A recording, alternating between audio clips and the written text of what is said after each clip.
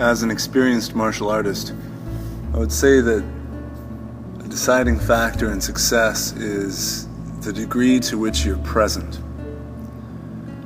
That might sound a little bit ethereal or off in abstract for you, but it's really quite direct. The example I'm thinking of actually has to do with actually applying martial arts in a physical fight. I can't tell you the number of times I've been doing jiu-jitsu with somebody, for example, and I have felt them surrender to what they thought was about to happen. I haven't even done a move. They just at some point during the struggle have decided that they failed. And they're not present. They're not in the moment. They haven't reached a point where they have to tap out or surrender or lose the fight, or lose the competition. But it doesn't matter. Internally they already have, and they're not present in the moment to be able to take any action to change that. And so what they expect internally comes about. This actually leads to a cycle oftentimes of that reinforcing itself, where people get into this habit of causing themselves to fail out of some anticipation or fear that that's what's going to happen. I'm far more concerned if I'm squaring off against somebody who's calm and focused than I am somebody who's putting on a big show. Even if they're terrifying in their ferocity. That's much easier to deal with than somebody who is present. Because if they're present, they're a real concern. They're going to be adjusting and adapting as necessary. They're going to be doing their best to fight and win. Even if they're coming in with a terrible ferocity, if you can understand their line of attack, then it's not too challenging. I mean, don't get hit by it, but it's not too challenging. And this is one of those things about martial arts that I really think carries over to life in general, which is essential, really, because unless you're competing in the cage or something like that, or your life's on the line, you're working violent security or in the military, you're not going to be fighting every day.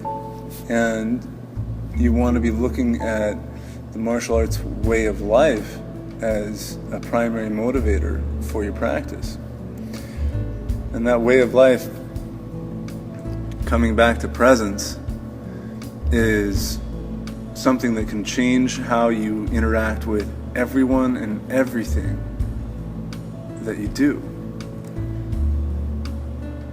You know, if you go into your job and you hate your job, you need to change your job. Either change how you're working at your job or get a different job. I don't really care, but you need to change it.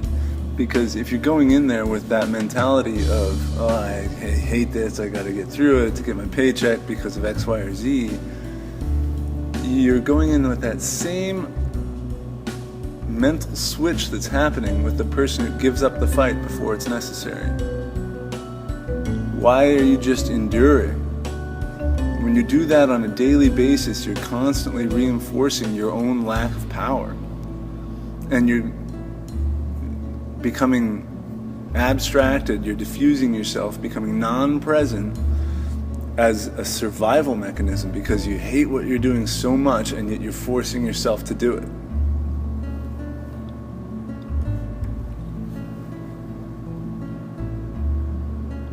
That's really a killer.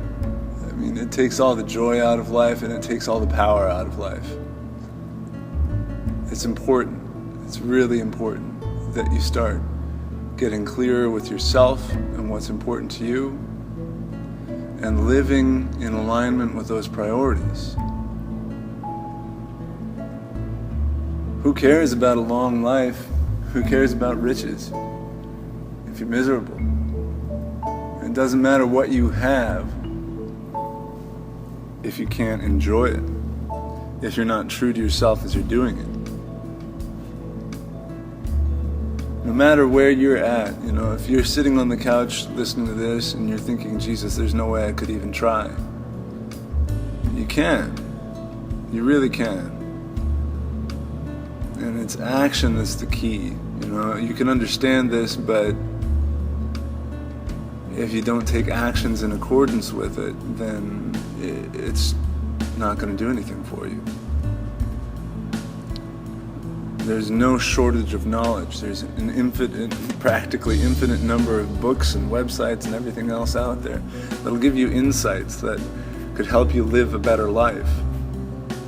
But unless you act in alignment with those insights, nothing will change.